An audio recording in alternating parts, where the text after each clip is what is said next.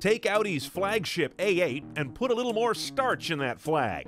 That's an S8. It makes a statement, yes, but is it the right one? Let's check the tech. Too much of the technology in this car is just stale. Look at the navigation screen. First you see it, then you don't. That's very 007-ish, isn't it? And really, I think just there for the fun of it, because if you've got room like that, they could have just put the display right in there fixed, but no, they wanted to give you a little button to play with because, well, you're paying in the vicinity of $100,000. You deserve some toys. That map quality and graphic style has been with this car as long as we've been doing cars here at CNET. It's just kind of simplistic and not terribly well rendered. There's no live traffic on here, so good luck. You got to listen to the radio to find out where the problems are.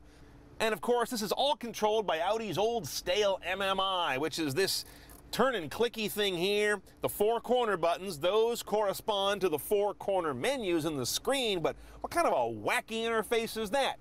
Now, when you buy one of these base, it's going to have a Bose 5-channel surround audio system with 10 speakers. I'd love to try it because, unfortunately, we have what I think may be the most overrated upgrade in the industry.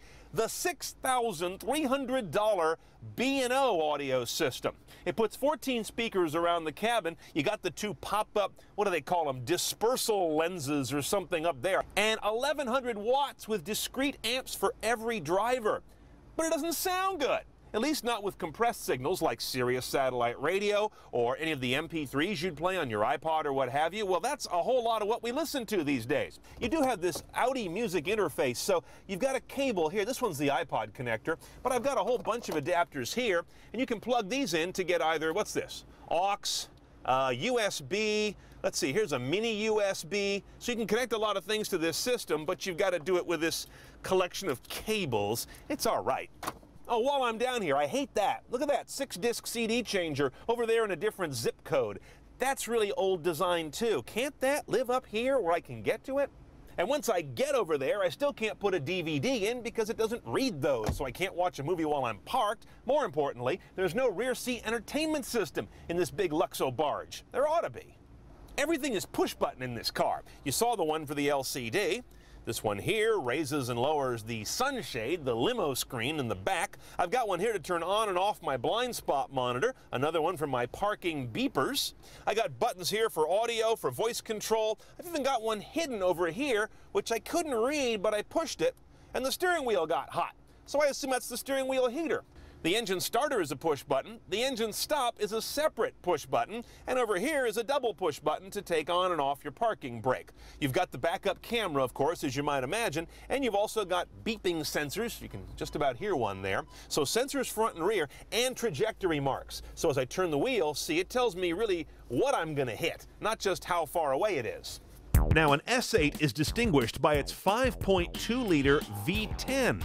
450 horsepower, 398 foot-pounds. Big numbers, but more impressive is this engine's absolute jewel-like quality and its eagerness to both rev and pull tree stumps out of the ground. 60 happens in under 5 seconds. But I have to say, I sometimes found it hard to apply this car's power in that nice middle ground in between head-snapping and sedate. Gas mileage is a silly these days, 1319. And we only did around 12 miles per gallon in the real world. Your only transmission is a 6-speed automatic Tiptronic with a gate and paddles. Nice gearbox, but it doesn't live in the same neighborhood as the engine in terms of exoticness. S8s have a sport version of Audi's adaptive suspension that can go almost an inch lower than Audi's basic adaptive undercarriage.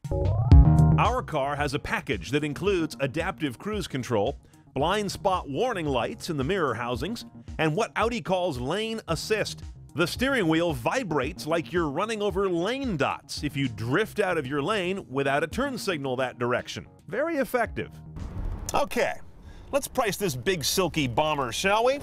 Your S8 base is going to run about $92,500, but that's a little misleading because you've got to add in the destination charge and a walloping gas guzzler tax of $2,100. Now you're closer to $95,500. The big options are, tech-wise, the B&O audio system, $6,300, the most expensive in the world of factory audio. I just wouldn't go there. and $3,500 for the tech package. That gives you the adaptive cruise control, the blind spot warnings here in the mirrors, and that vibrating wheel that tells you when you're drifting.